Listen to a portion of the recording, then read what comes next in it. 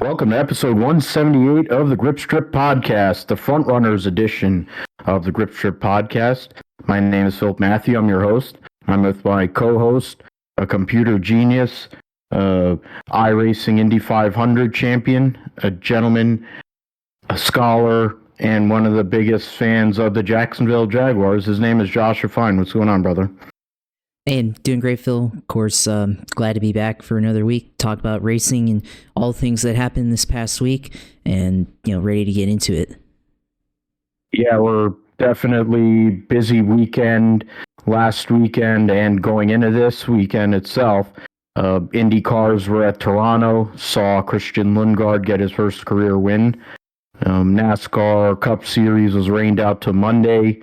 But Martin Truex Jr. at one of his 18 home tracks finally won there for the first time in a Cup car. What was not a bad race behind him, really, to be fair. Then John Hunter Nemechek got a second consecutive win. Really wasn't much of a battle for him. The Roundup, pretty busy. We'll talk about SRX, Formula E, World Superbikes, NHRA on starting their Western Swing, FIA Formula 2, Formula 3, WRC Indy NXT, and IMSA GTD going on this Saturday at Lime Rock.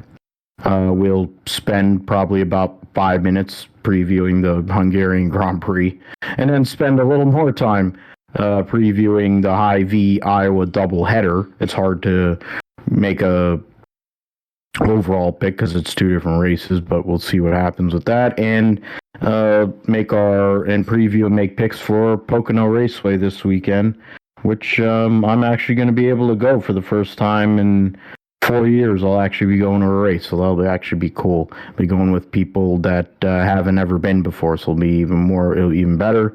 And for once, the weather actually is cooperating.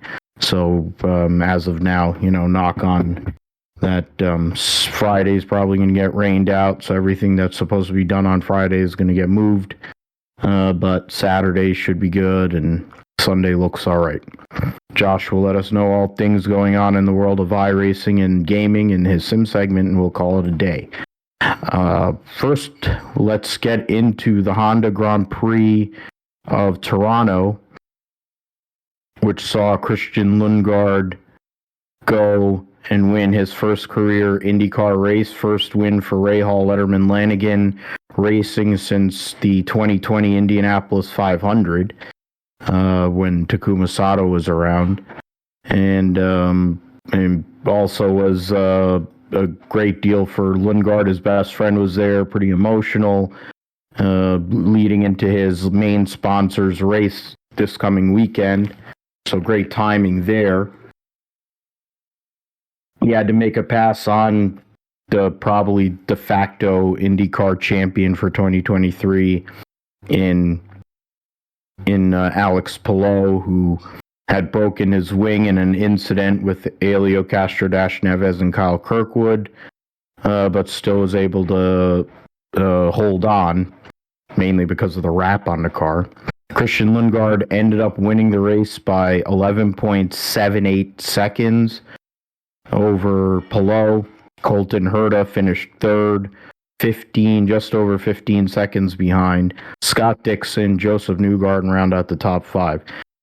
Scott McLaughlin was sixth, Marcus Armstrong seventh, Pato Award, Graham Rahal from dead last to ninth, and Felix Rosenquist rounded out the top 10. There were 15 cars on the lead lap. There were 4 cars that were taken out, or 5 essentially in a first lap incident. Jack Harvey, Tom Blomqvist, Brian Hunter-Reay, Benjamin Peterson, and Devlin DeFrancesco all basically were affected by that. And Blomqvist has one of the shortest debuts in the history of IndyCar racing. I think 900 meters or something was his total debut. I forget who it was. There used to be, they would talk about somebody in Formula One going back in the early 90s that his debut lasted only a few hundred meters. So pretty bad for Blomqvist, but I think he's going to be able to get longer distance next year when he jumps in to one of those Meyer Shank cars. But Lundgaard was up there all weekend. He got the pole. Big deal for Rahal, Letterman, Lanigan, considering how bad they've been at times this year, especially on ovals, and then in general, how far off they've been for a few years. Graham hasn't won a race since 2017. Of course, Sato came in and won a couple of races for them. 3 races, I think, for them when he was driving for the team. One at Portland, one at Gateway on strategy, and then won the Indianapolis 500 heads up against Scott Dixon. But it's been it hasn't been great ever since Sato left, and in turn, it's been a rough time for them to go and make things happen. But in this weekend, at a track where Bob Rahal won the original first race at Toronto back in 1986, bringing it back old school, Christian Lundgaard goes and shaves his mustache and gets his first career win, Josh. It was pretty dominant, I got to say. And it was a solid race, to be fair, and a lot of strategy and stuff going on, but he was a cut above on Sunday and over the entire weekend. Yeah, I mean, for Christian Lundgaard, very convincing win, first career win in IndyCar, of course, and also, for Rahal, Letterman, Lanigan Racing, like you said, their first victory since 2017, or 2020, actually. They won the Indy 500, of course, with Takuma Sato back then, but, they had a lot of struggles since then, and, of course, their struggles, of course, I think this year probably culminated in Graham Rahal failing to qualify for the Indy 500 initially, so they've been pretty good since then. They've began to get better in pace, and we've seen some better runs from them the last couple of races since that effort that they had at Indianapolis. So now Lundgaard goes out, dominates the whole weekend, and goes out and shaves his mustache finally. So we've seen what he could do in the past. He had a great debut qualifying effort back in 2021 with his first career race in IndyCar. So we know what his talent is here, and now finally showing the fruits of that, and now finally winning an IndyCar race. So very convincing win, of course, 11 seconds over Alex Palou. Of course, Palou continuing to lead the championship, and now his win streak broken, but he still finished second. So if he couldn't win, second's the best thing, next best thing there, and added 7 points to his championship lead. So not quite as much, but definitely enough to continue to add to the lead as they go into Iowa next week. So this is a pretty interesting race, from a strategy standpoint. We saw the strategy take place, between Lundgaard, Palou, McLaughlin, Dixon, all kind of trading points, during that sequence. We saw McLaughlin lead a handful of laps on an alternate strategy to try to make it to the end. Lundgaard, on his strategy, being able to make it to the finish, and then of course Palou was kind of on that same strategy too, and hopefully, was hoping to make it to the finish, and then of course ran into the damage with his wing the last handful of laps there, and somehow still managed to finish second. So tells you how good Alex Palou is when he has downforce issues with a twisted wing on the front, being able to wheel that thing into second place at the end. So a fairly strategic race here. I mean, we did add the pile up to start off the race, but other than that, pretty straightforward race here at Toronto this past weekend. Yeah, and more passing at places where we usually don't see overtakes at Toronto, not just turn 3, but at turn 4, and even in some cases turn 1. Rahal, give credit to Rahal for putting the car in reverse, keeping the thing running, and going through the Princess Gate to get around the wreck to keep himself on the lead lap. And that helped his day. Agustin Canapino gets a 12th place finish. Teammate, of course, is Callum Ilott, and he had issues late in the race, but they were running up front. They were running together, basically. So credit to him, the rookie. and trying to keep it close with Marcus Armstrong, who's not running the ovals.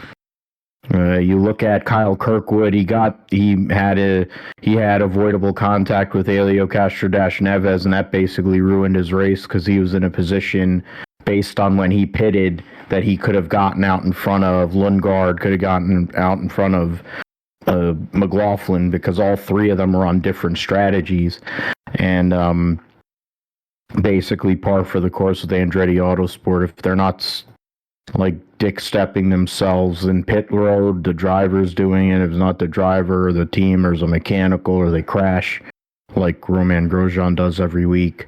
But then that's Romain Grosjean.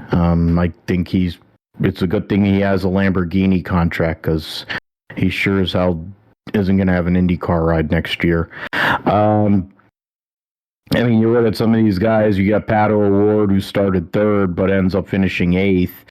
You have Rosenqvist. Those two guys are fast all weekend. The Andretti Autosport cars with Herta, Kirkwood were fast. For Grosjean, they were all fast, but they weren't able to pay it off. And then you look at Palou coming from 15th, didn't even make it out of Q1. And I mean, Newgarden barely made it into Q2. And then, I mean, McLaughlin, if there's one person other than Kirkwood that probably feels aggrieved, it's Scott McLaughlin, because their pit strategy was not good. He didn't come in with Lundgaard. If he had, then there might have been a little more of a battle, because they were keeping each other pretty honest. Granted, Lundgaard, I think, had him, but you live and you learn. 2 oval races coming up here this weekend at Iowa Speedway, total of 550 laps around the 7/8 mile oval. That is Iowa Speedway, basically the high V market. They redid the whole entire place, really, with all the stands and stuff. Alex Palou leads by 117 points over his teammate Scott Dixon. Dixon has a 9-point lead on Joseph Newgarden, the Indianapolis 500 champion. Dixon has a 25-point lead on Marcus Ericsson, who won, of course, at St. Pete to start the year. Pato O'Ward's a point behind Ericsson. McLaughlin is at 258, so he's 42 points behind Dixon. I'm not even bothering to count. We know that he's way behind Palou. Lundgaard now is in the mix. He's gotten up to 7th in points. Top 10's pretty solid. Just it doesn't, unless some weird stuff happens. If Kirkwood maybe wins another race, or by some chance Rosenqvist wins, then there might be some adjustments. But really, the top 10 looks like what it's going to be. There might be some shuffling within that, because from 6th on through 10th is only 28 points. So we'll see what happens. 2 races, and it's on a short oval.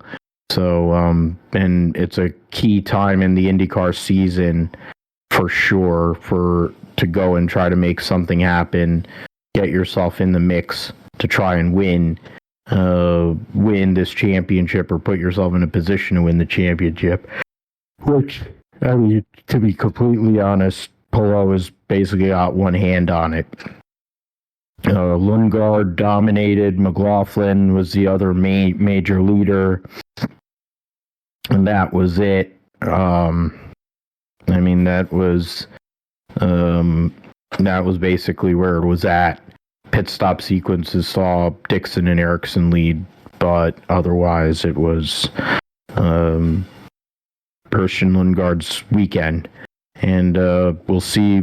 I mean, we'll see what they can do on an oval this weekend. But it's more about, I think they're holding out for after Iowa, the next 2 races after that, and 3 or 4 of the last 5 races, which will be all either street or road courses. So opportunities for Rahal, Letterman, Lanigan to add to their win total at that point. We'll move on to the Cup Series.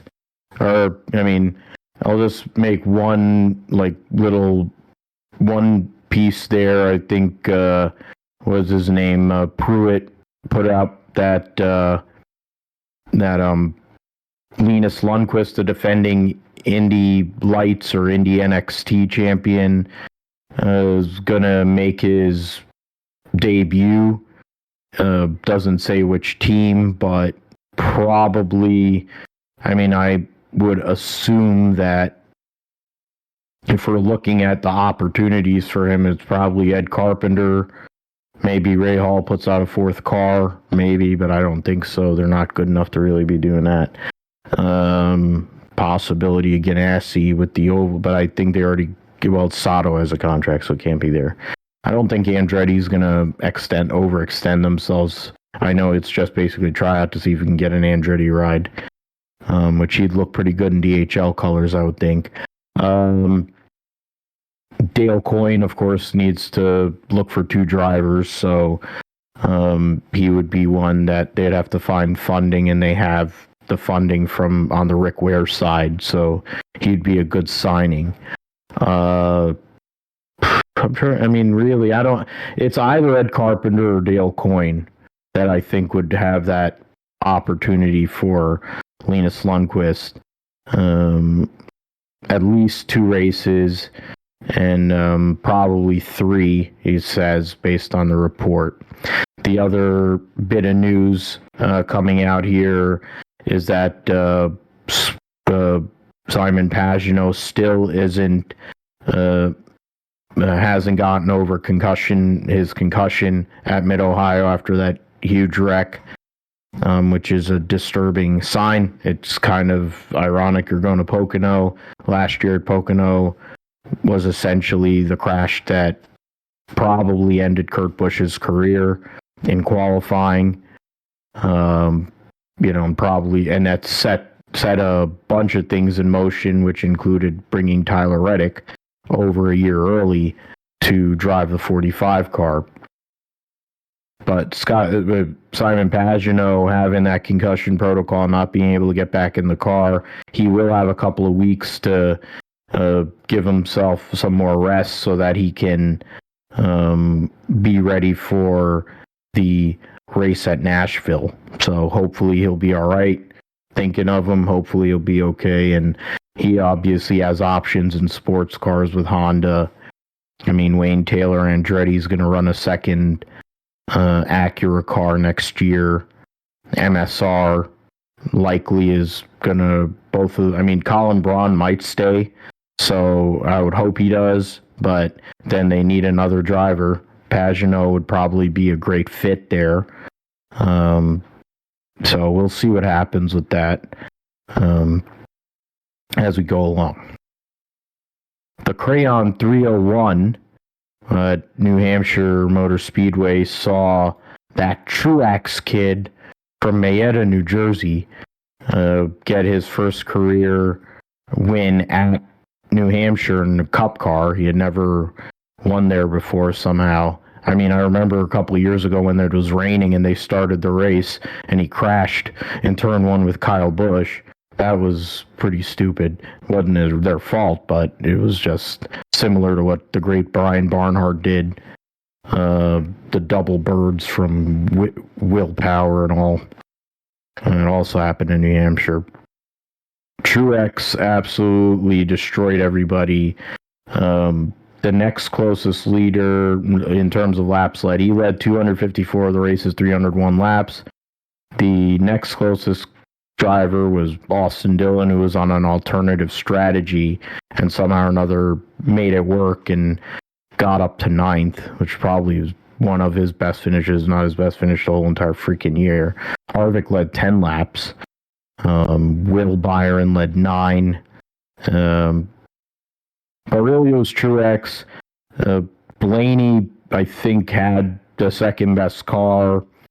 You could make an argument also for Christopher Bell, but they really effed things up in terms of strategies and stuff, and it really, from that moment on, it went sideways and kept on going downhill for Bell at one of his best racetracks, so a lost opportunity there for the 20 car. Kyle Busch was completely out to lunch the whole entire weekend.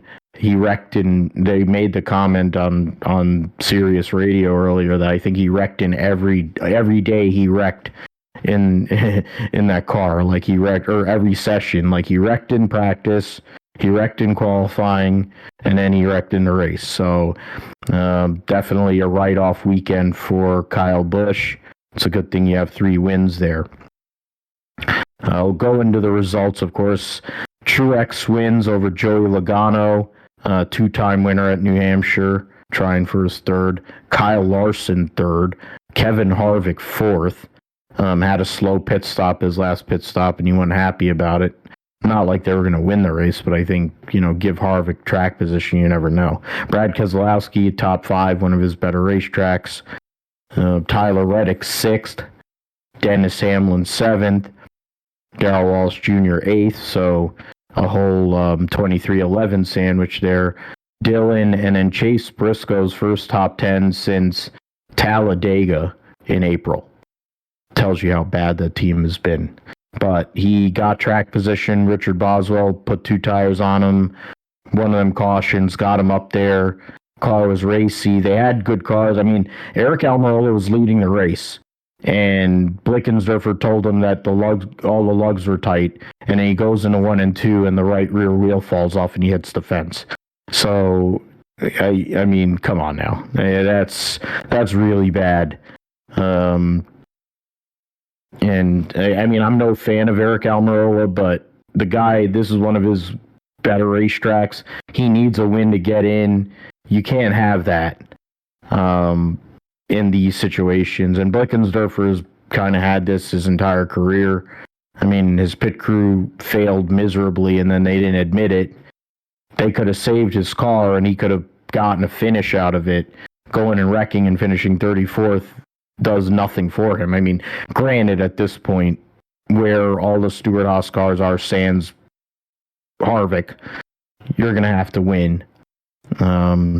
Another person that I think is going to have to win is William Clyde Elliott II. He ended up 12th, but got no stage points. Supposedly from, I think Larry Mack said that on Sirius Radio earlier. He's on that Chase Elliott, or it may have been John Roberts, which one of them, that he's only scored stage points in 4 races this year that he's run. William Clyde Elliott II. So there's been an off year.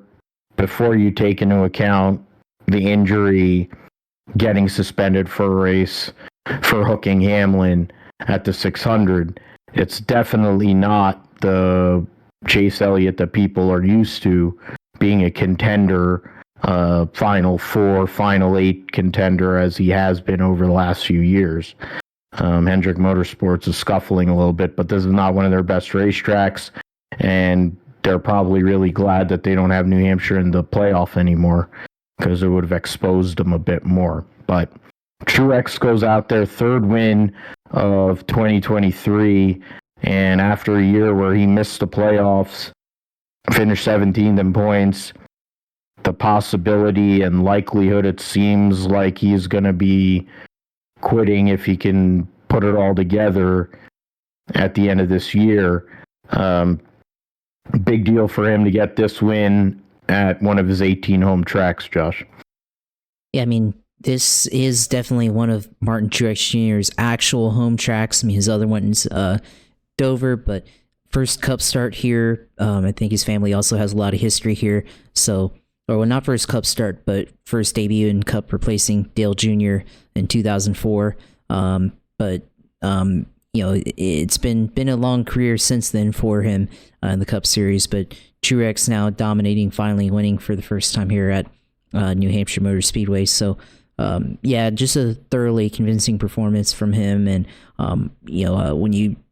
every time we think of the 19, like, not being a contender, really, they end up coming out and dominating the race and being a contender for this championship, quietly, a contender now for the title. I mean, now he's assumed the points lead, so over William Byron, and so he has a good shot to maintain that now going into the summer stretch before the playoffs. So we'll see if he's able to keep that spot and hold it, atop the standings.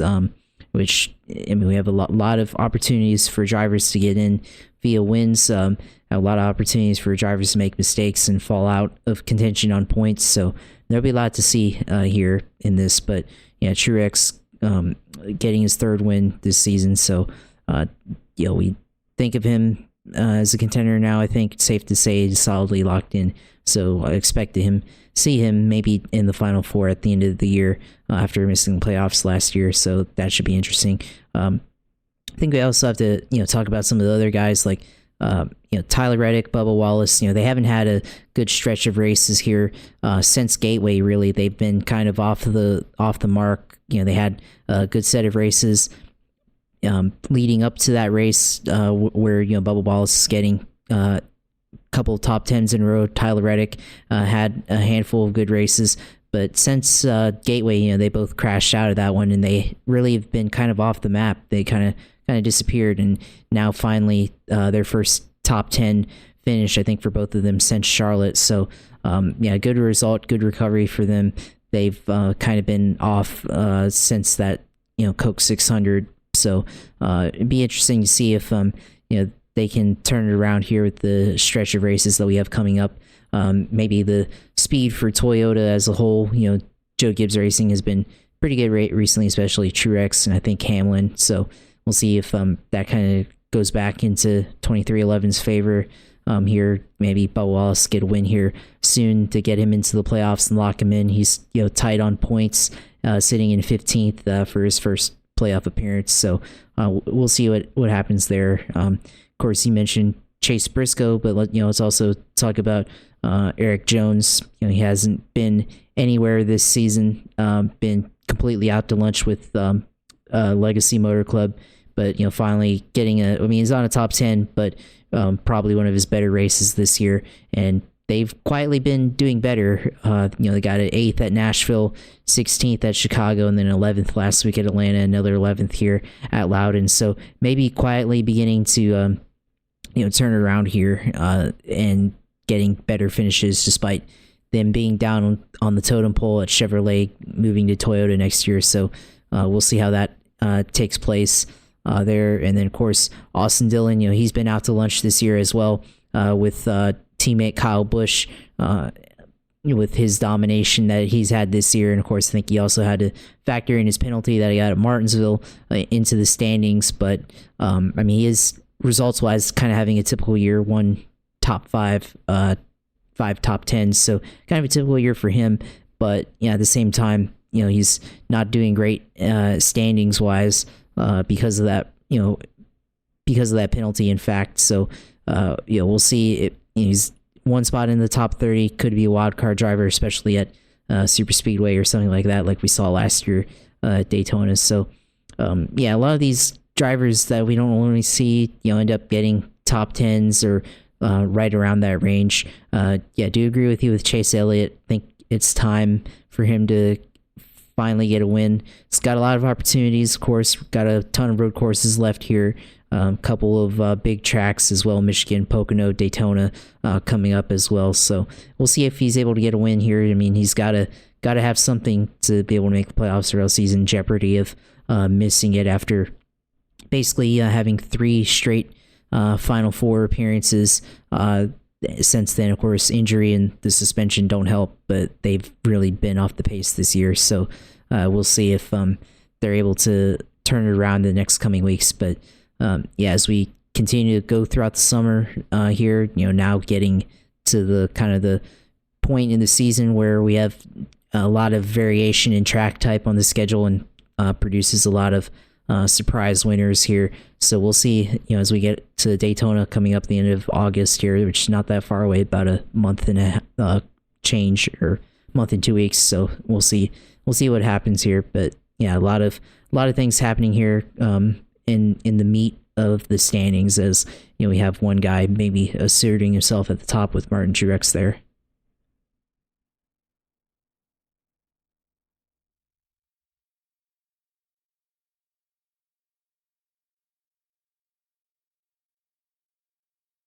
Ugh. Did you go away?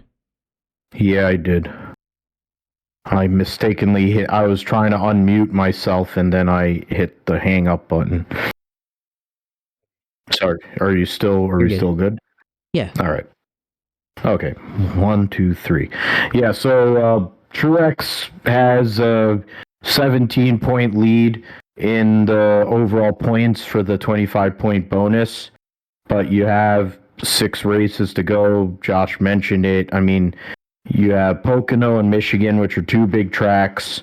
You have Richmond, short track, and there's been questionable, results with Richmond or with the short track package. But when you look at the racing they had at New Hampshire behind Martin Truex Jr., they're able to run multiple grooves. I've never seen cars go across that far and wide at New Hampshire, outside of modifieds, of course. Justin Bonsignor getting that modified victory there on Saturday night or Saturday evening. That was a good race, but they're always a good race at New Hampshire. A few weeks ago, they were here at Wall Stadium, where, of course, Truex applied his trade as the young guy. Then you have 2 road courses and then Daytona, which, we remember last year they didn't bother to throw a caution when it was raining, let everybody go in a corner and wreck 20 cars. And the guy that was 21st or 22nd or whatever the hell he was ended up making the playoffs. And Brian Blaney was the only driver on points, and he knocked out Martin Truex by like a handful of points, and Blaney had wrecked his car. His car was destroyed. So, 6 races to go. A lot can happen. The points, as we have them right now, going into Pocono, I'll bring up the whatever playoff standing itself. 11 drivers right now in with a win. Hasn't changed. You have Kevin Harvick is the leading driver without a win. He's got a 29-point lead on Brad Keselowski. Chris Buescher is 11 points behind his car owner and teammate. Those 3 guys seem to be in a pretty good position unless some weird stuff starts happening. They've all run pretty solid. Not solid yet unspectacular for all those 3 Ford drivers. Bubba is +2 to the cut line. He's +2 over Daniel Suarez. And Michael McDowell is 1 point ahead of Daniel Suarez.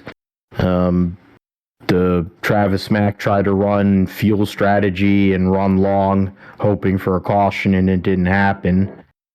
Might have lost some points in the process doing that, but Suarez is in the mix there. You have AJ Allmendinger's 20 points behind McDowell, and then Keebler Gibbs 41, Alex Bowman 42.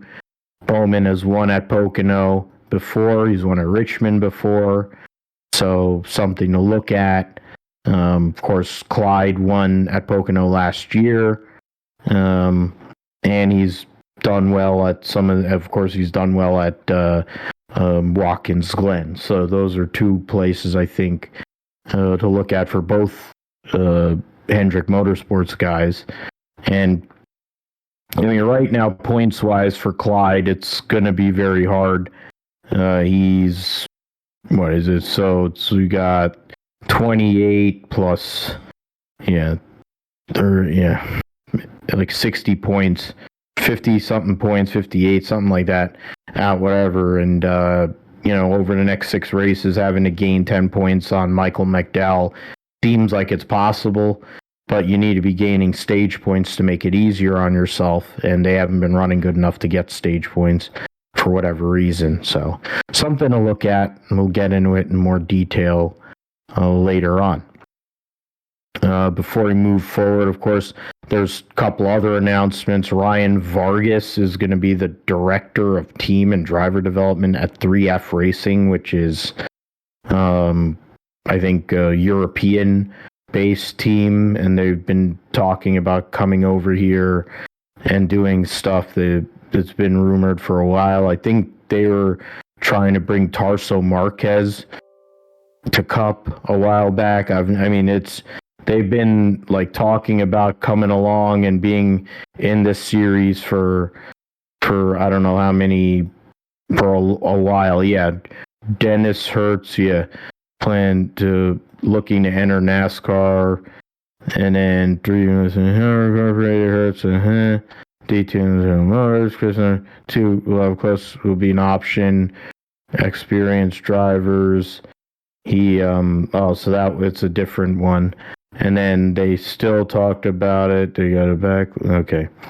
So, yeah, so that's, I thought that was a Tarso Marquez ride at somebody else, but Ryan Vargas, getting an opportunity possibly to get in a Cup, later on this year, maybe.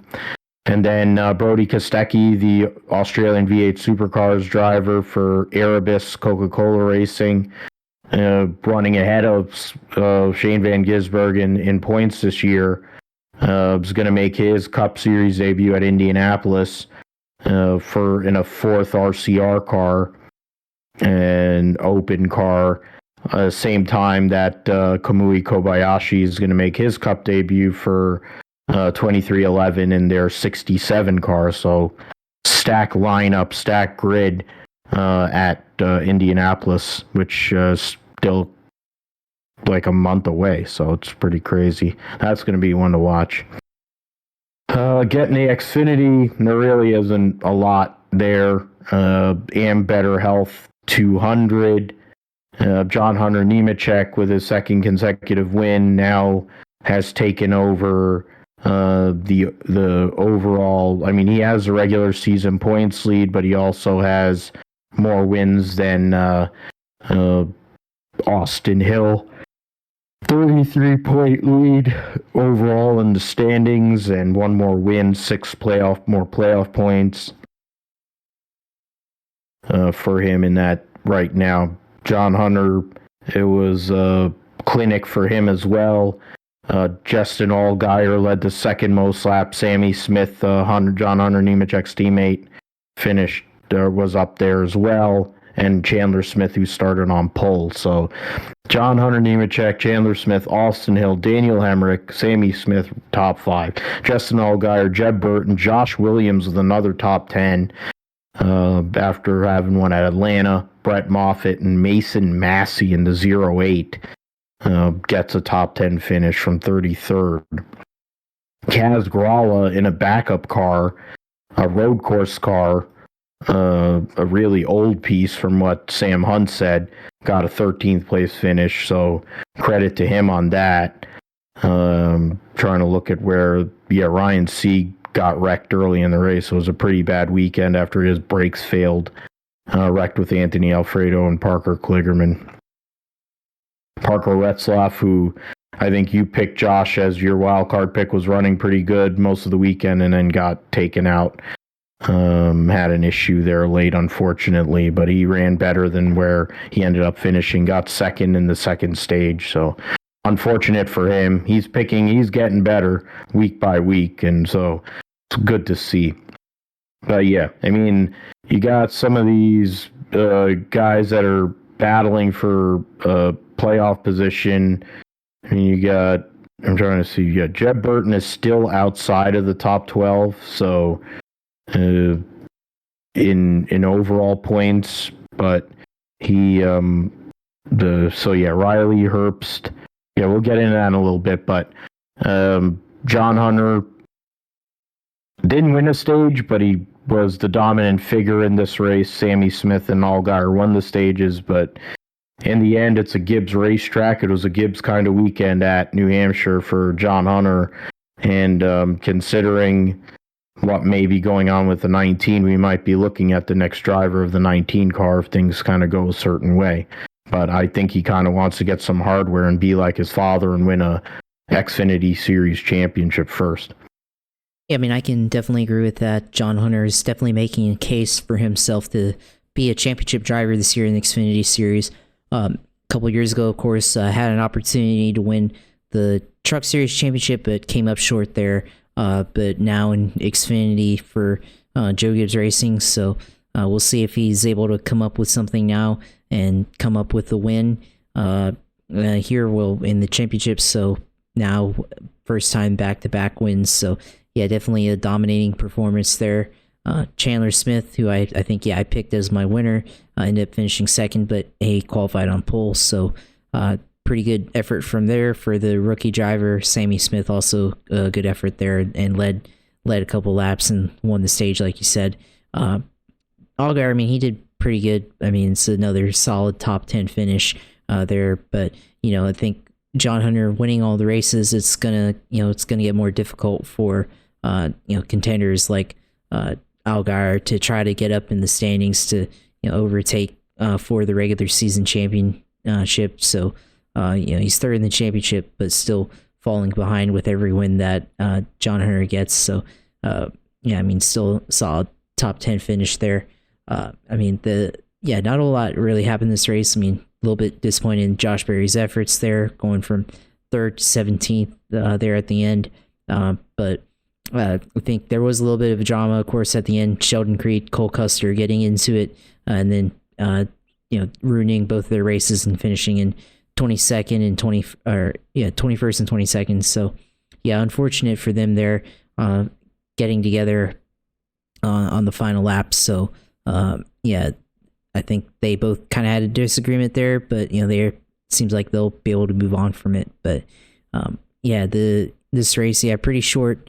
I mean, still 10 cautions for various reasons, including the stage. So definitely a lot of small incidents that happened throughout the race. But yeah, I mean, at the end of the day, John Hunter Nemechek, continuing to dominate this series and showing why he's probably going to be the champion at the end of the year. As long as things go right for him at Phoenix, unlike what they did in the Truck Series a few years ago. Yeah, definitely. He wants to be able to close the deal. His dad, of course, winning the Busch Series title in '92 over the defending series champion Bobby Labonte and Kenny Wallace.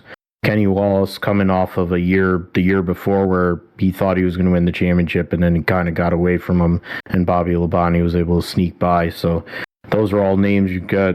I mean, Kenny Wallace, we're going to talk about him because he's going to be running at Stafford this Thursday. See, he'll be the first father and son to ever win a championship, the same championship. Because, I mean, Larry Pearson won the Busch Series championship, but he didn't win a Cup one, and Dale Jr. never won a Cup title, but he won the Xfinity title. So there hadn't been a situation like that, so that'd be a good story. Brought up the points briefly. I'll get back into it. I mean, right now, 7 winners. Josh Berry plus 105. Hemrick, Mayer, Sheldon Creed. Creed has got plus 45, which isn't great, which isn't amazing. Herbst is plus 18 on Kligerman. Brett Moffitt's minus 42 off the cutoff, and Buckshot Jones is minus 60. So pretty embarrassing for that team. I mean, JRM has been off all year, but Buckshot Jones showing up and driving the 9 car and not making the playoffs would be pretty bad. And it's lining up that way. But the one thing that's in his favor is we still have 8 races to go before their playoffs start. And they got 3 road courses. You have Cookie Cutter at Kansas. You have Michigan, Pocono, and Darlington, which are all unique ovals or triangles or whatever, ones you turn left on. So not opportunity, and then of course there's Daytona. So we'll see what happens with that. Okay, so got all that done. start with the SRX series. Came back for the first time in 2023 at Stafford Speedway, and they were running in the lightning basically, and it was a crazy situation there. They ended up getting rained out in the end in the main event. The first, trying to bring it up here, bring that.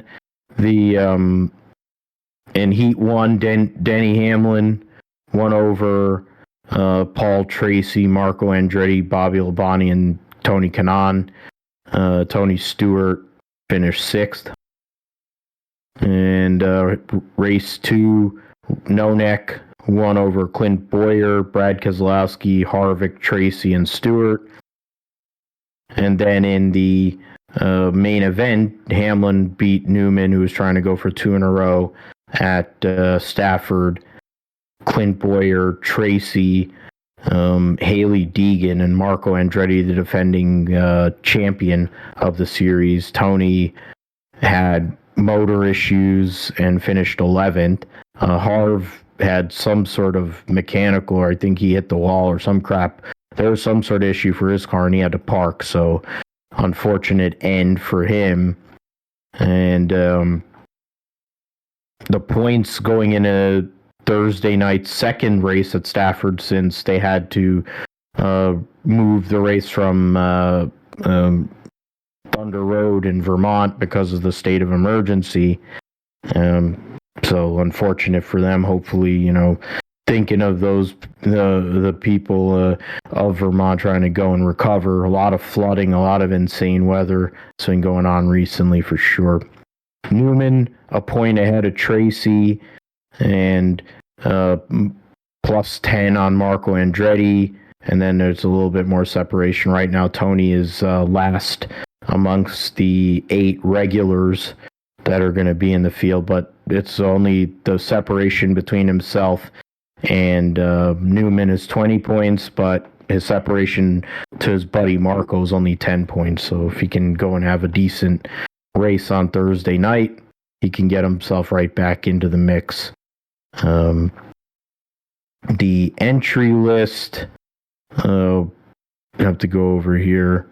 SRX, Ryan Preece. So Ryan Preece will be in the SRX race this week for and which is one of his basically a legitimate home track for him.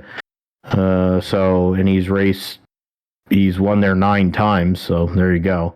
25 top 10s and 6 poles at the track, so there you go. Ryan Preece as 13th entrant, so I mentioned Herminator, Kenny Wallace will be in the race. Daniel Suarez making his SRX debut, so also is Kenny Wallace, Preece. Biffle bringing out his famous number 69 for the first time. 69! And Antoine Kanaan, so there'll be 13 drivers this week in SRX. Formula E, the Rome E-Prix, a lot of craziness went on. There was a huge wreck in race 1. Sam Bird wrecked on basically the fastest part of the racetrack, and in turn there was plenty of carnage that took place after that. Pretty ugly situation, to be fair, and unfortunate for him and unfortunate for everybody that was involved, that got involved in that accident.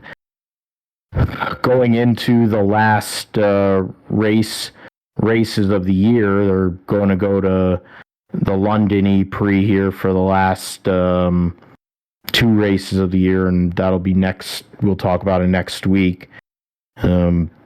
Jake Dennis ended up benefiting. The 2 guys behind him scored no points in race 2. He wins the race, so he now has a 24-point lead on Nick Cassidy. Mitch Evans, it's 44 points.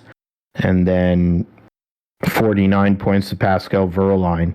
And that's essentially where it's at. I mean, I think the maximum you can score in a race is 29, so I think 58. So yeah, those are the 4 guys that can still contend for this championship.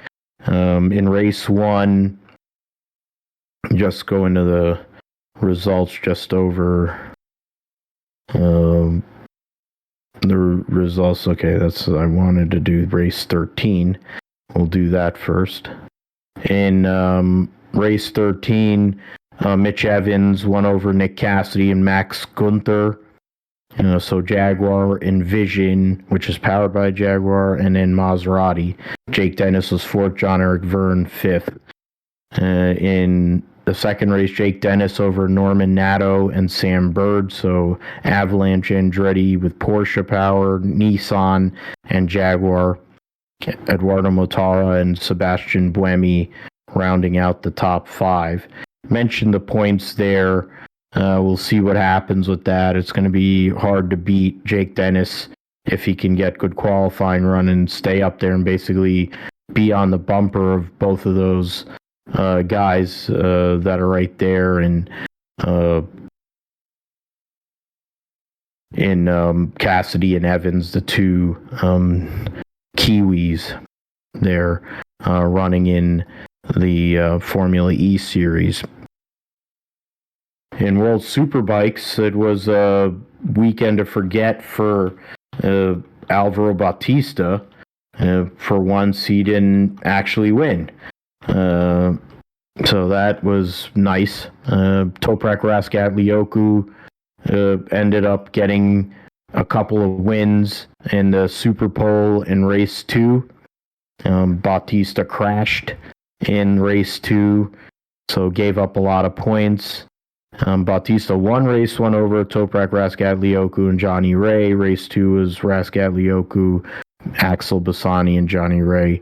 In the Super Pole race, Razgatlioglu over Bautista and Andrea Locatelli. So the top 3 guys in points. Toprak Razgatlioglu 70 points behind Bautista right now. Then the battle for 3rd is only 7 points between Locatelli and Ray. Axel Bassani's kind of in his own world. Michael Ruben Rinaldi and Danilo Petrucci are only separated by 12 points. Alex Lowe's, Dominic Argerter, and Javi Vieje round out the top 10. Garrett Gerloff right now in 14th, 5 points behind Iker Lackawanna, and 12 behind Remy Gardner as they move to their next round, which will be in the Czech Republic at the end of the month, so we'll preview that. And then there will be a month break between the Czech round of the World Superbike Championship and then the French the race at Manicourt. Okay, now you'll get into the NHRA Mile High Nationals. The last time they'll be racing at Bandimere Speedway for the NHRA. Unfortunately, another racetrack closing, which is disappointing to say the least. You got Mountain Motor Pro Stock. Wonder what kind of car he drove. He's probably driving a Chevy. What a shocker. And he beat Eric Enders, so that's good. That's a good thing when Eric Enders loses. The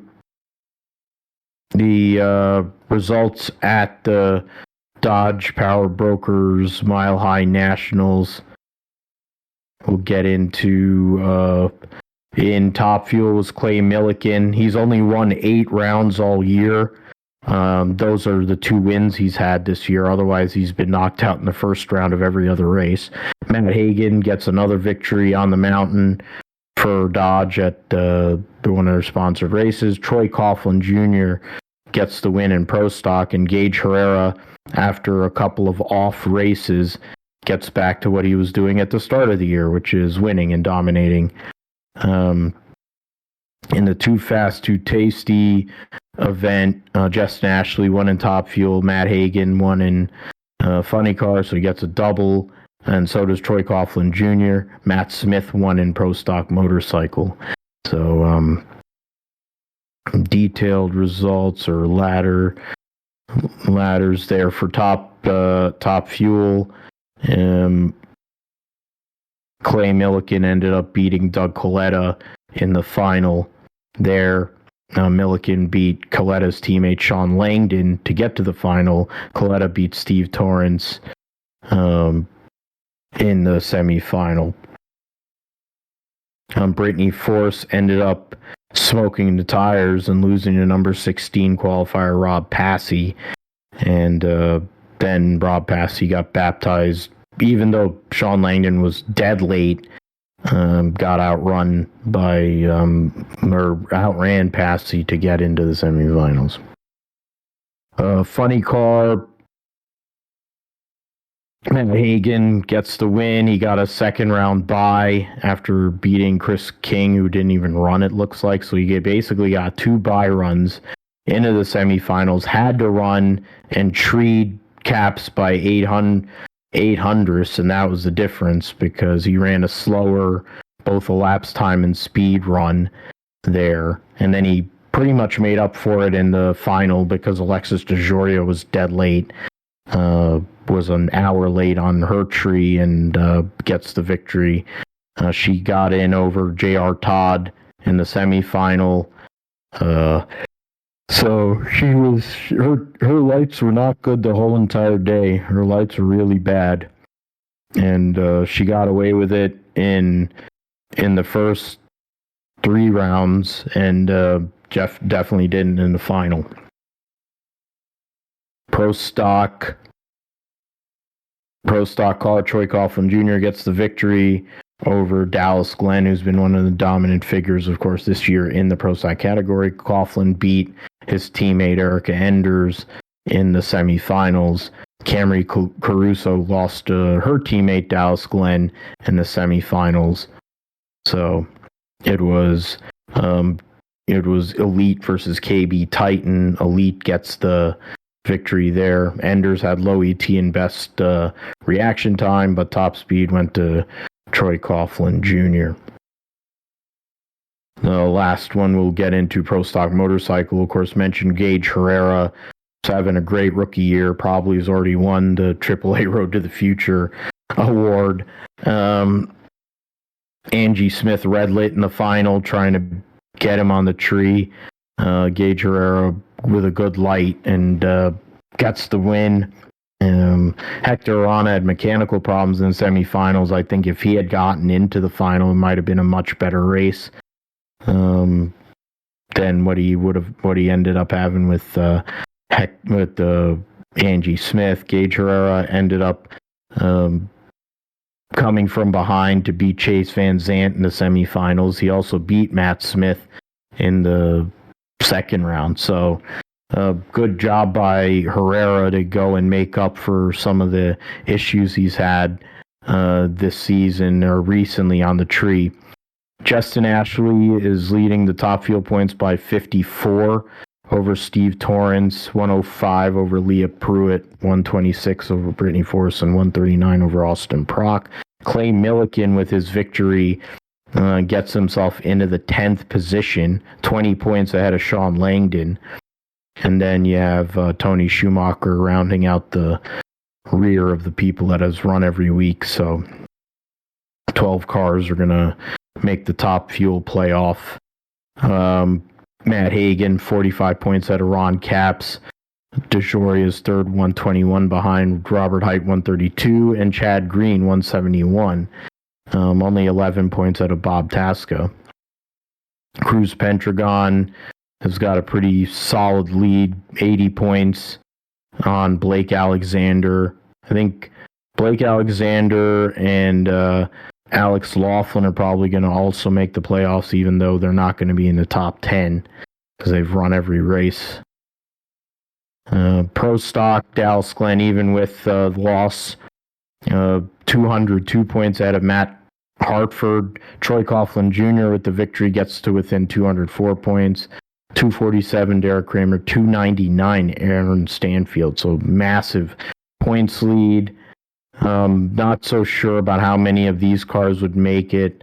Offhand, there's probably way more. I think there'll be more than 12. Looks like there's a possibility of as many as 14. Because Kyle Koretsky is up by 17 points on Bo Butner. And was it 22 points on Jerry Tucker. So that's where that is at. And then did I go? Yeah, Cruz Pendragon, I said that. So Pro Stock Motorcycle, Gage Herrera also is dominant.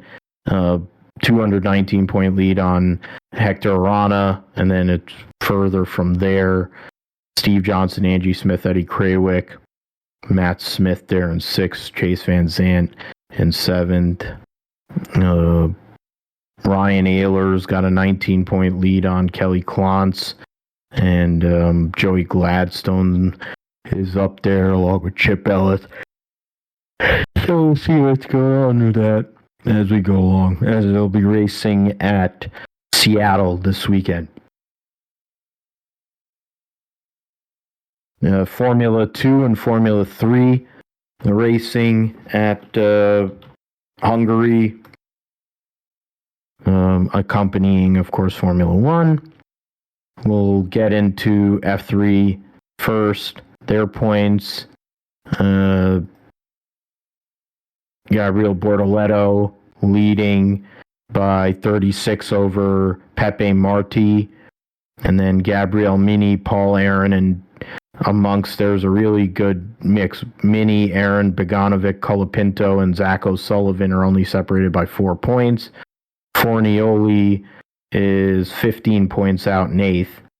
So that's a good mix there. Gregoire Saucy and Goff round out the top 10. Then the standings in Formula 2. Frederick Vesti, 6 points out of Teo Pocher, 24 ahead of Iwasa. That's really where the battle is at. Bierman, Martin's tied for 4th. Richard Vashore, Jack Doohan, Enzo Fittipaldi, Zane Maloney, and Dennis Hauger rounding out the top 10 in Formula 2. Wouldn't you? I don't know who that is. That's probably somebody with a lot of money. Then in WRC, going into Rally Estonia, home round for Ott Tanak, the 2019 champion. So that's hoping for a result there in the Ford, but would definitely think that we'll be looking at defending world champion Kalle Rovanperä, who's 41 points ahead of Efren Evans and 42 ahead of Sebastian Ogier, who's a part-timer, and Tanek, Terry Neuville, is 47 points behind in 5th. So we'll see what happens with that at Rally Estonia. Indy NXT will be at Iowa Speedway. Their only oval, I think, that they run the whole year, which is not good preparation for trying to run an IndyCar, I would say. You would think that they would try to put more ovals on the schedule, but instead they run one oval the whole entire year. Or no, they run 2. Okay. All right, so they run 2 oval races, but it's still not enough, honestly. The standings going into results, championship standings, Nolan Siegel is up by 16 points on Christian Rasmussen. Hunter McElroy is in 3rd. Louis Foster 4th. And Jacob Abel in 5th. Reese Gold 6th. Daniel Frost James Rowe, Kiffin Simpson, Enam Ahmed round out the top 10. What is it? It's HMD and Andretti. HMD, Andretti, and Abel Motorsport, of course, with Jacob Abel. The one person in there that's Cape, and so there you go. Abel, so he's got family money. Look at that. Rasmus Lind is driving for Juncos Hollander with Matteo Nannini. All right, interesting. And then the IMSA GTD, it's their standalone race they run at Lime Rock this weekend. No prototypes because of the size of the track. So we'll get into the FCP Euro Northeast Grand Prix. There's 20, it'll be a 20 car field there. Then they're running, the VP Sports Car Challenge. You're going to have 17 cars, 6 P3s and 11 GSX cars. The Michelin Pilot Challenge is a TCR only event, 14 cars in that field. The 5 GT Pro cars, the Corvette Racing Team, Garcia and Taylor, Klaus Bachler, Patrick Pile, the Pfaff Motorsports Porsche, Vassar Sullivan Lexus, Jack Hawksworth, Ben Barnicoat, Ross Gunn, Alex Riberas, Fajardo Racing Aston, and then Daniel Juncadella, Jules Gunan in the WeatherTech Mercedes. Then in the GTD category, Brian Sellers, Madison Snow, and the Paul Miller BMW, Frankie Montecalvo, Aaron Teelitz, Vassar Sullivan Lexus, Roman DeAngelis, Marco Sorensen, Harder Racing Aston, Mike Skeen, Mikhail Grenier, Team Korthoff Motorsports Mercedes, Russell Ward, Philip Ellis, Windward Racing Mercedes, Sheena Monk, who was posting on her Instagram and posted quite an interesting photo a couple days ago, looking pretty hot, and Catherine Legg in the Gradient Racing JG Wentworth Acura, Brendan Rebe and Frederick Schandorf in the Inception McLaren, Alan Brynjolfsson and Trent Hinman in the Wright Motorsports Porsche, Misha Goikberg and Laura Spinelli, Forte Racing Lamborghini, the AO Racing Porsche, Seb Prio, PJ Hyatt, Alan Metney and Kay Van Berlo for Kelly Moss with Riley Porsche, David Brule, Alec Udell, and the sister Kelly Moss Riley Porsche. Jared Andretti and Gabby Chavez are going to run their Aston Martin again this weekend.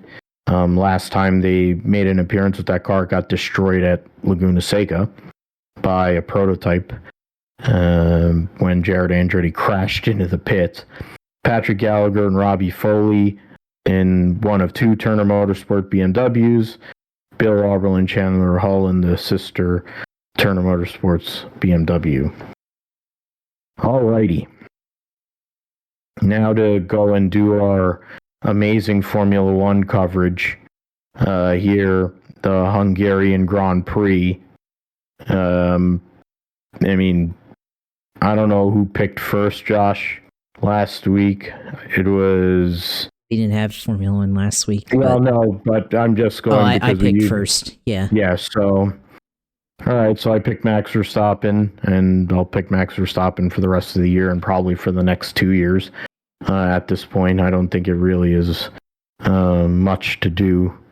It's much hubbadoo about nothing. We know he's going to win. Podium behind him, it's interesting.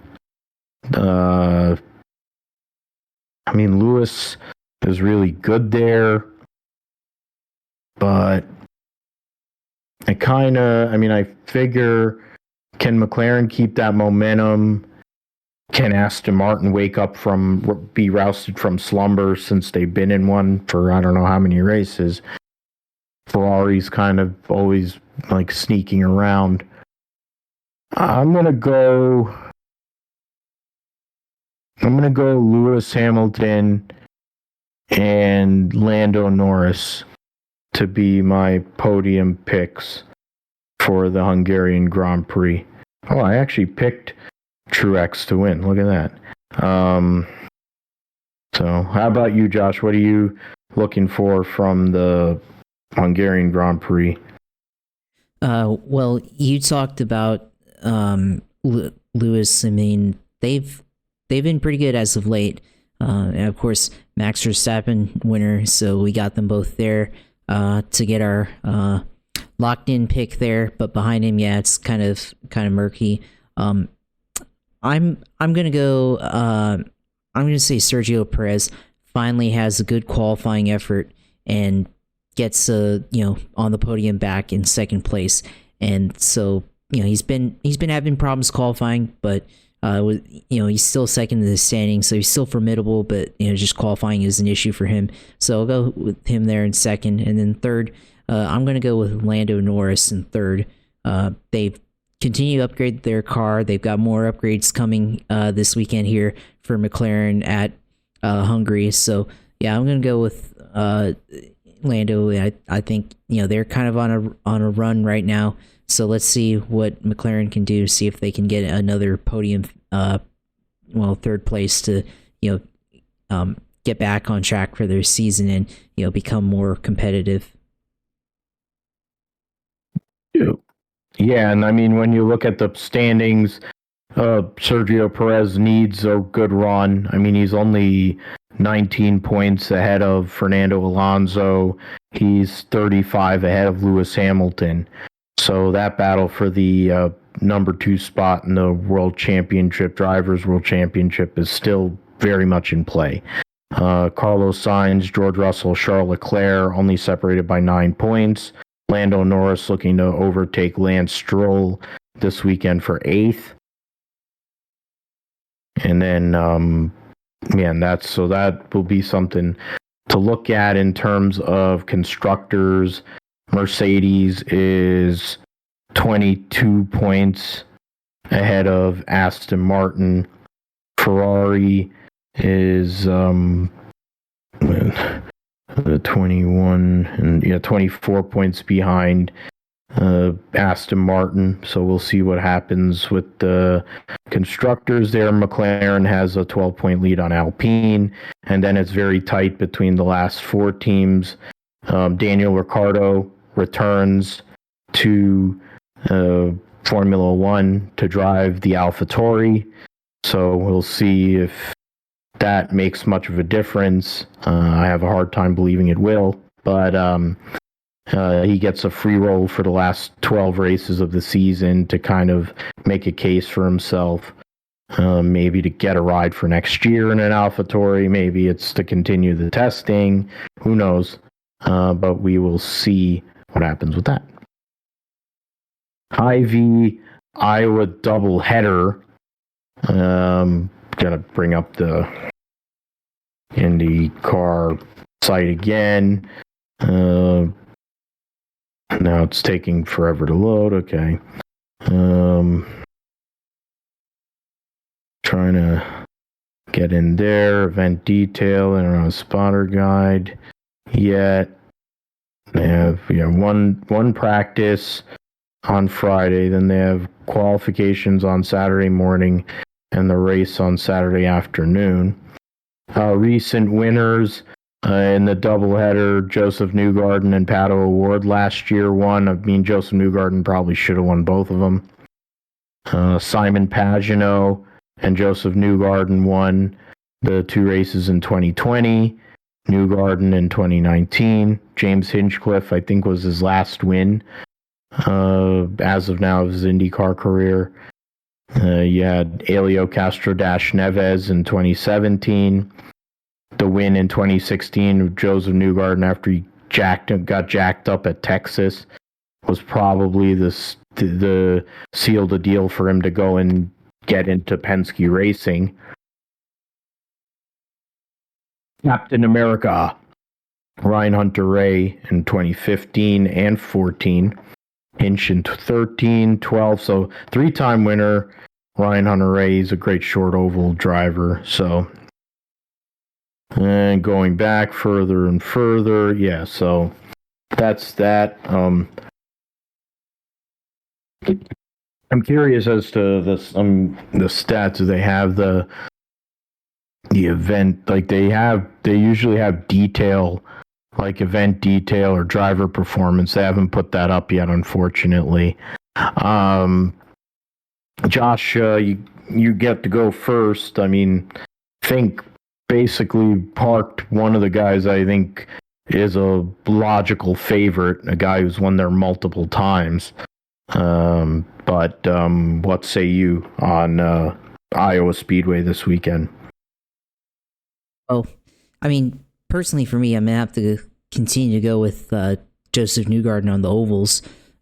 Based on what he's done this year, he won Texas, won the Indianapolis 500, of course. Of course, last year dominated this race on Saturday and won.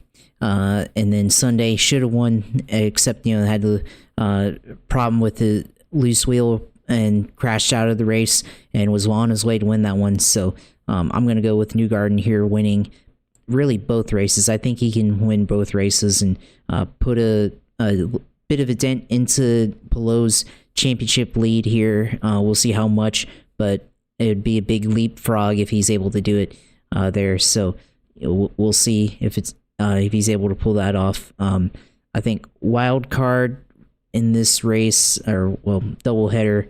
I mean, I think you got to look at somebody like Graham Rahal. We've talked about him and how his season has gone. So I'll pick Graham Rahal wild card in this first race, and then we'll go with I'm gonna go with David Malukas in this other the other second race. Let's see what he can do on this short track. Like what he was able to do at Gateway last year. Different track, but I like his driving style on the ovals as well. So let's see what he's able to do this weekend.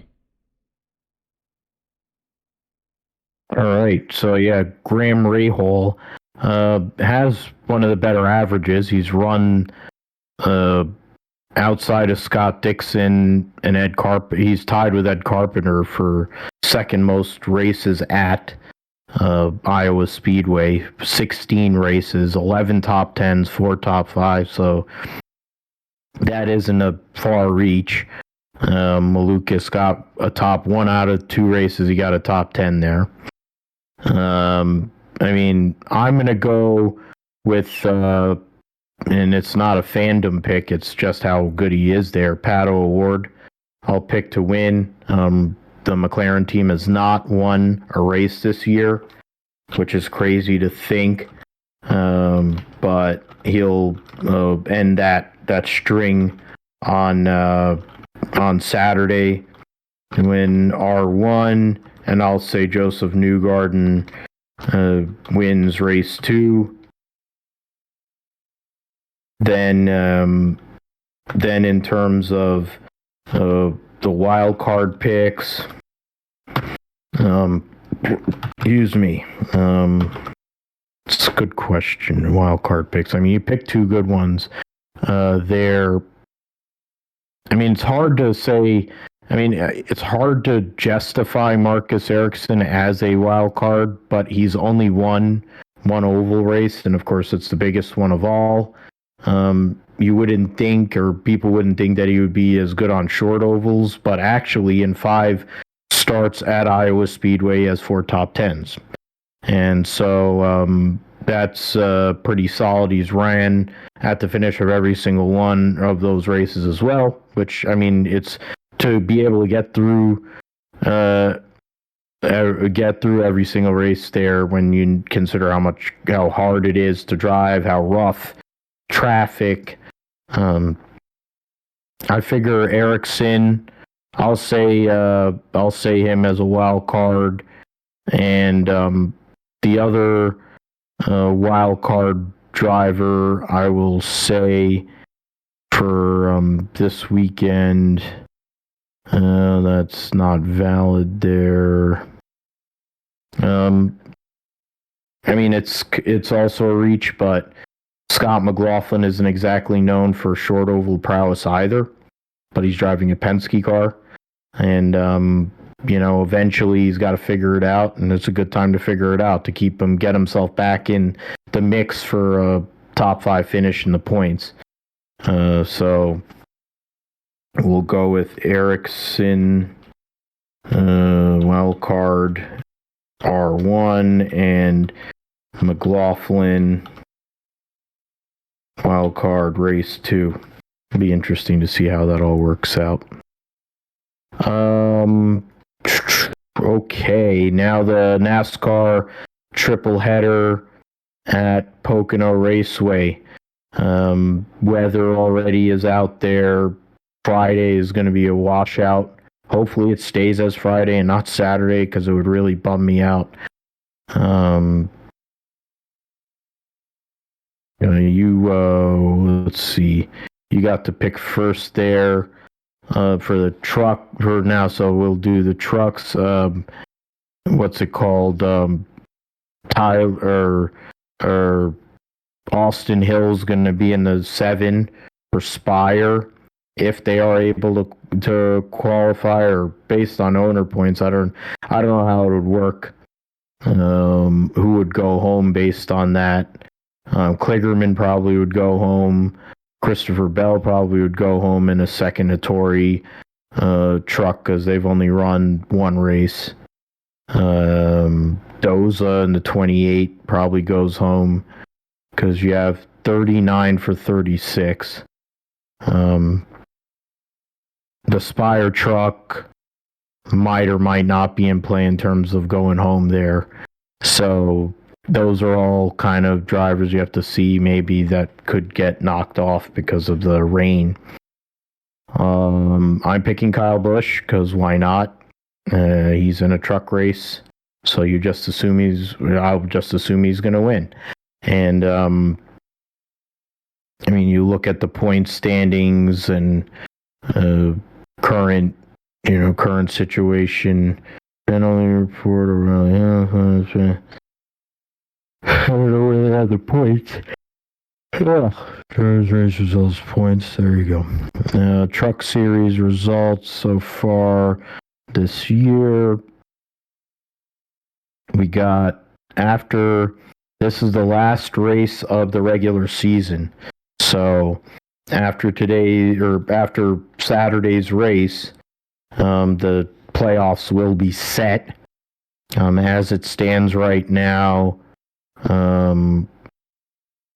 that's not correct.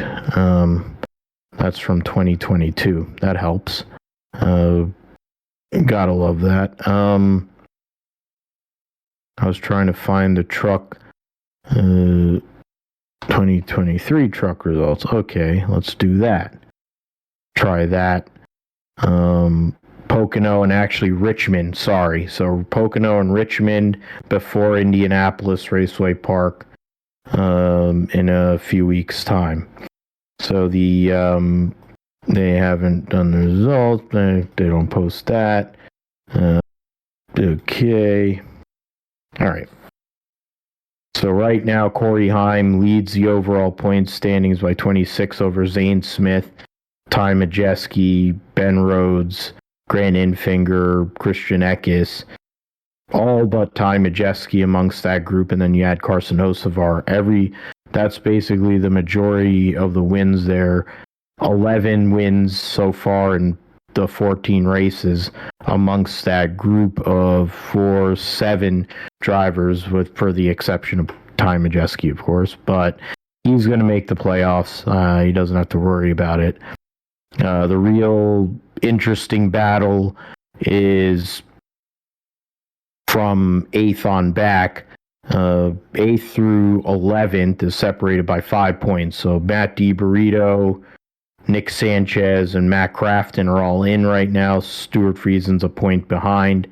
Once you get past those guys, you need to win. I picked Kyle Busch to win the race, so he's a 17 there, and then the top 10. Who could go and pull one out of his ass and win? at Pocono. That's a tough one. It actually is tough. I mean, in theory, I could do that, but I'm not gonna. I'm gonna go with Taylor Gray.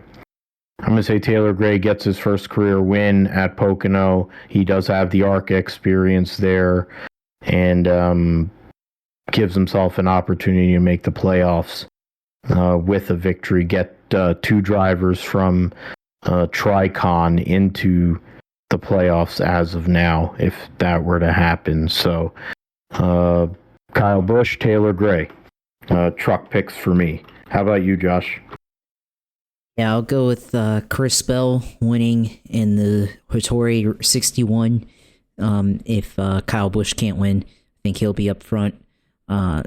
In another Cup favorite there. So wild card, I'll go with my guy, old favorite Raja Karuth. I think this is a good track for him. He of course he had that spin out in the Xfinity a couple years ago or last year. So but he's been this year I feel like he's been better on the bigger tracks throughout the years. So I think he could be a wild card, maybe get a good top 10 or top 15 finish here this weekend. All right. So hopefully if the rain holds off and they're able to actually qualify, I'm pretty sure that that they'll be able to get that 61 truck into the field. Let's move forward into the Xfinity series.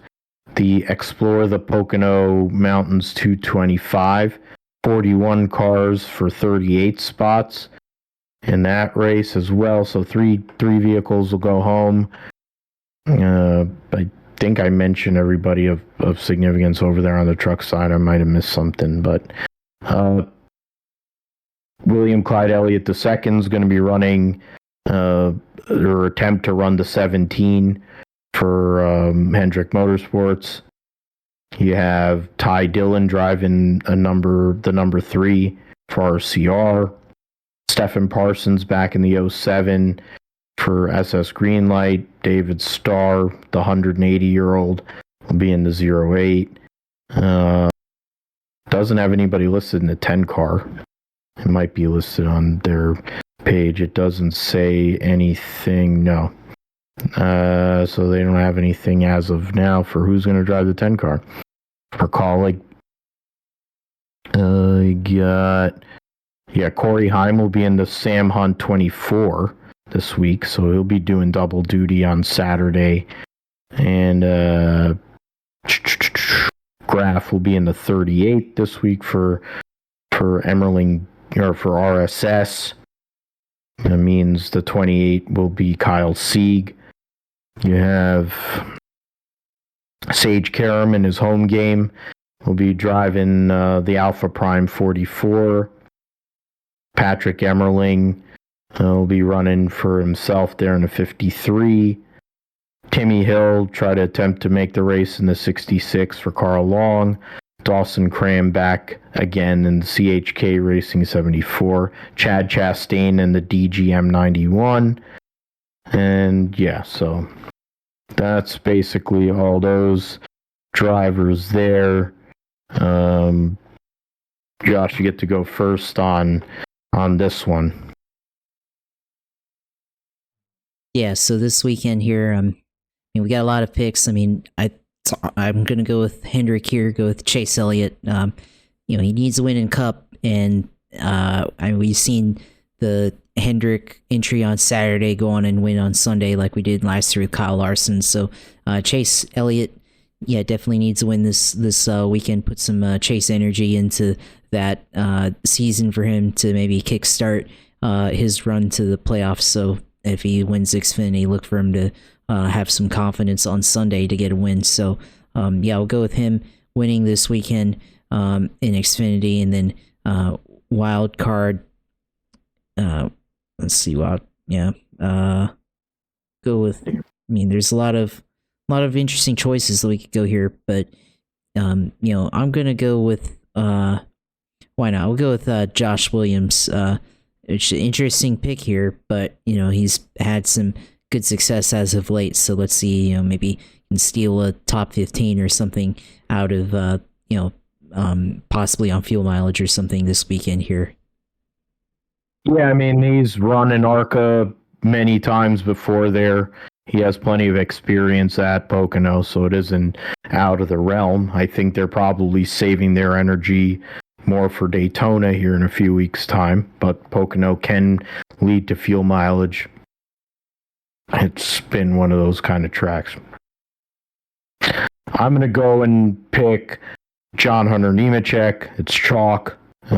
He's been on a heater. It'll be third consecutive victory if he does it.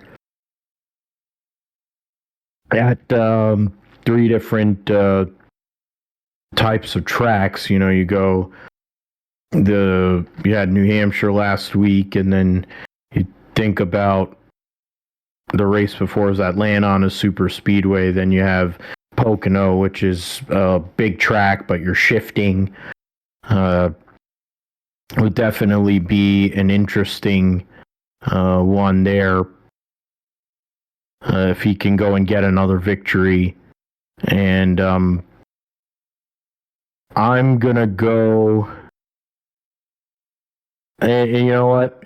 I can do it because he's a limited schedule. I'm gonna say Ty Dillon. The guy needs all the help he can get. He's driving for Pop. His older brother's driving like shit. And of course, Ty Dillon's running like Ty Dillon in a cup car. So it wouldn't hurt him to go and run well in that Xfinity car. For some reason, I feel like he won at Pocono in an ARCA car years ago. But if he did or didn't, it doesn't matter. It's a good opportunity for him, though. I was debating it. I mean, I was looking at it. It was going to go all Toyota, either with like Heim or Connor Mozak, who's in the 19, but why not with Ty Dillon? He needs all the help he can get. In terms of driving, he's doing just fine at home, for sure.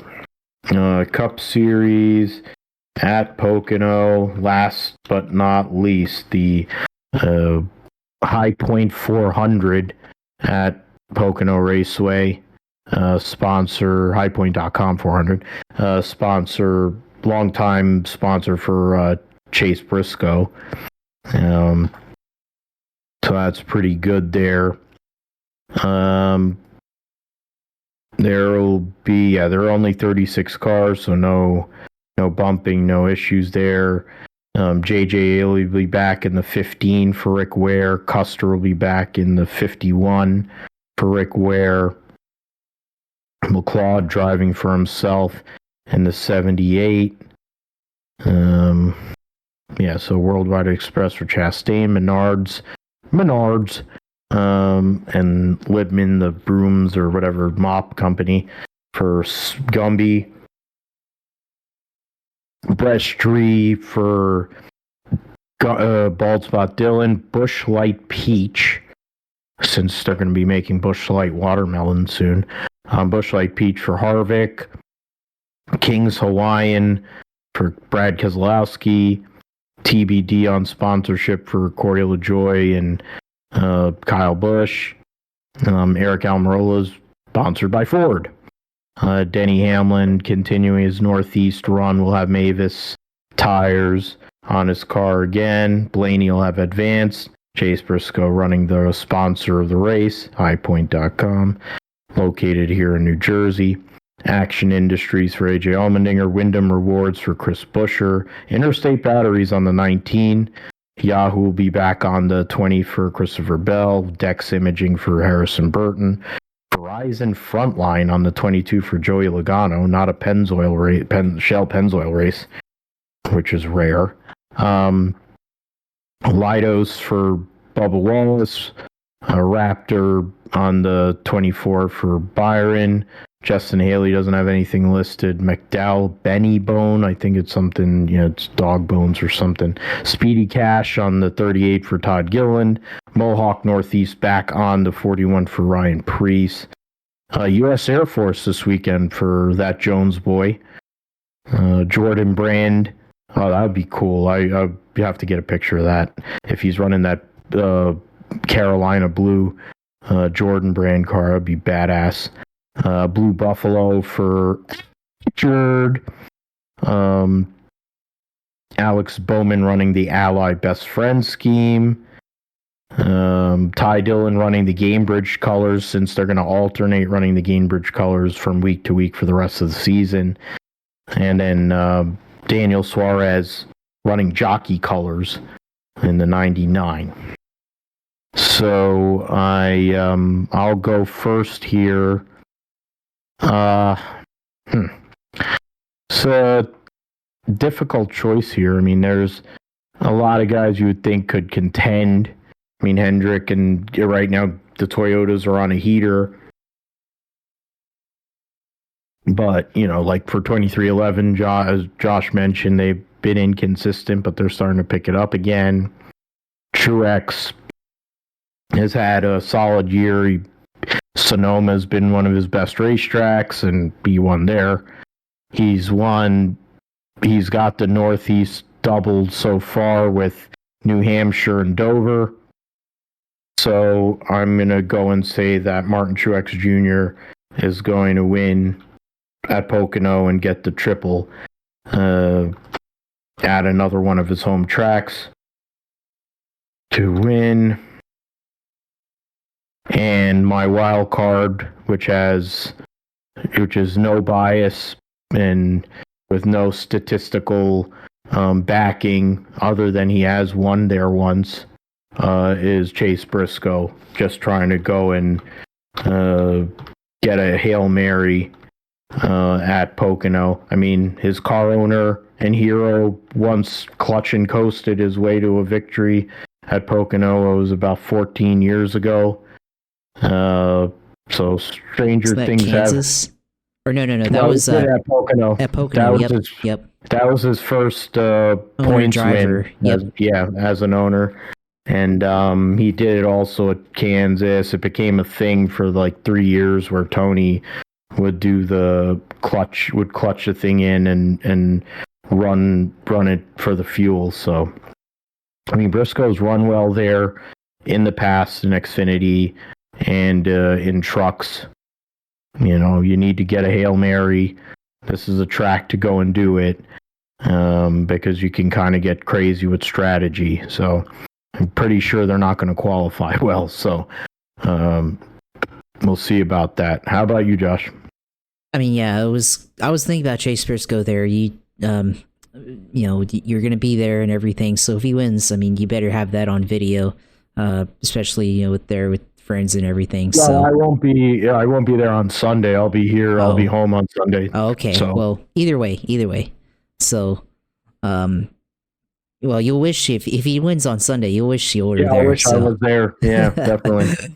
No, but my winner this weekend, I guess I'm gonna go Toyota as well. I'm gonna pick I'm gonna pick Tyler Reddick this weekend. I think they've had good speed on the bigger tracks this year. We saw back at Charlotte, they had good speed there.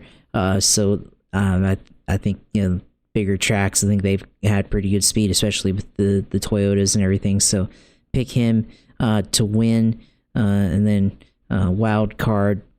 I'm gonna go with. I'm gonna go with. Let's see.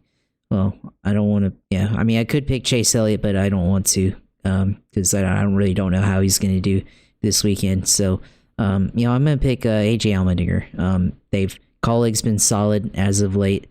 Did have a bit of bump in the road in New Hampshire, but they've had some pretty solid results besides that. So yeah, I'll go with Adder Allmendinger as my wild card this weekend. Yeah, and he's still in the mix points wise. I mean, last week didn't help him, but when you look at the lay of the land races wise, he's done all right at Richmond over time. Michigan isn't a bad track for him, and then you have 2 road courses after that, plus Daytona, and then Pocono is, they always say it's kind of like a road course, so if he can get a good handle on the car in a limited practice, you never know what can happen there. Alrighty, so with that, Len, you get to open the floor to Josh for the sim segment. Let us know what's going on in the world of iRacing and gaming. Formula One, they got F123 and then other stuff going on. So let us know what's going on there. Yeah, of course, the iRacing stuff this week. I mean, pretty much all the series at Pocono this weekend for the Cup, Truck, Xfinity, all at Pocono Raceway. So probably gonna hit up at least Xfinity and on the Cup car, see how we do. I definitely like Pocono. It's one of my favorite tracks to run on, so I'll definitely be on that one. The 87 cars are on the Daytona road course from 2008, so that should be interesting, especially with the big braking zones and everything. Interestingly enough, the open wheel Indy Pro 2000 series, not the Indy cars, but like I guess that's their version of the road, one of the road to Indy cars. It might be the Indy NXT, but it's that car at Iowa Speedway this weekend, so almost mimicking the real schedule, even though they're not really allowed to do that anymore per se. You've got open wheel, sorry, I was reading the wrong one. You've got Arca Menards also at Iowa Speedway this weekend. Ferrari GT3 at Laguna Seca. Got, let's see, what else? You got open wheel. Okay, yeah, open wheel C at Phoenix Raceway. So they'll be racing the Dallara IR18 racing at Phoenix Raceway this weekend. Gen 4 also at Pocono. So that should be fun as well. Repaved Pocono with the Gen 4 car going 9,000 RPM at 800 horsepower. So that should be fun. The GT Endurance Series at Spa. Let's see. Got the Formula Fords at Oldham Park Speedway, and Carburetor Cup at Michigan Speedway. So yeah, definitely a lot of choices there on iRacing. And then of course special events. Of course they've got the Firecracker 400, always one of the more popular events going on this week in iRacing. Or well, last week they did the prelims and eliminators, and I think this week might be the qualifying. So been watching that one, watching these streams. Always good and entertaining to see some of the iRacing stars and everything, and some of the stars and Cup, stars in NASCAR, IndyCar come out for this. Saw Connor Daly on there, and I think he was struggling, and I think he made it into his prelim event, but then I think he didn't make it into the final, the qualifying group, the top 88 as they call it. So I think he was out of it on that one. He definitely was struggling in the handling in his main event for the prelims there. So that was pretty interesting to watch there. And yeah, he did Connor actually missed a wreck and barely missed a car flying through the air through the Daytona Tri-Oval. So that was pretty interesting to watch there. F1 23, still need to get that one, so maybe get it soon. So we'll definitely try to get that one on there. Probably get it soon. Also, of course, they did have Prime Day last week, so it was a good opportunity to get Logitech wheel if you were in need of one. So of course it's already passed, but it might be an opportunity later on in the year if you're still looking for a wheel or something. So definitely iRacing. There's definitely a lot to do this week on throughout all the different series, and I think definitely be trying to hit up Pocono as always. Like that track, like to be able to shift through the corners. Next gen car definitely going to have a lot of draft down the big long straights as well. So we'll see how that goes, and hopefully we get into a fuel mileage situation and have to force the guy to run out of gas. It's always entertaining. One of the more interesting aspects of Pocono is being able to run out of gas, or well, not you, but other people watching them run out of gas, and makes it a lot more interesting. So yeah, we'll see how the fuel strategy goes this weekend. But yeah, as always, if I stream, yes, go on Twitch TV/usailor2 and go in there and win, or go in there and watch, and well, hopefully I win. So we'll see how that goes. So yeah, of course, as always, yeah, glad to be able to get on and discuss racing and everything. And of course, since I'm actually home this week, I'll put the number 3 Sundrop car on camera. It unblurs itself, so there, it's pretty cool and everything. So as always, yeah, thanks for that. Really nice car, so glad to be able to have that. So yeah, of course, myself, follow on Twitter at JP Huffine. Go on there and follow all my takes and everything, all my interests and stuff. I mean, we got, as mentioned at the top of the show, football training camp come back into swing here, so probably have some takes later on or in the near future about Jacksonville's chances. I think they're going to be really good. I'm buying the hype. To be honest, last year I wasn't, but this year, going into training camp, definitely buying the hype and definitely think we'll be there. So look out for more content on that. So yeah, definitely going to be interesting there. And of course, YouTube, you can follow our podcast, Group Share Podcast, go in there and like and subscribe. Of course, we had our Tommy Kendall interview from a month ago now, so definitely had a lot of views on that. So definitely go in there, check out that one and other all of our other podcasts and video streams that we have on there. But yeah, of course, thanks as always, and yeah, glad to be able to do it.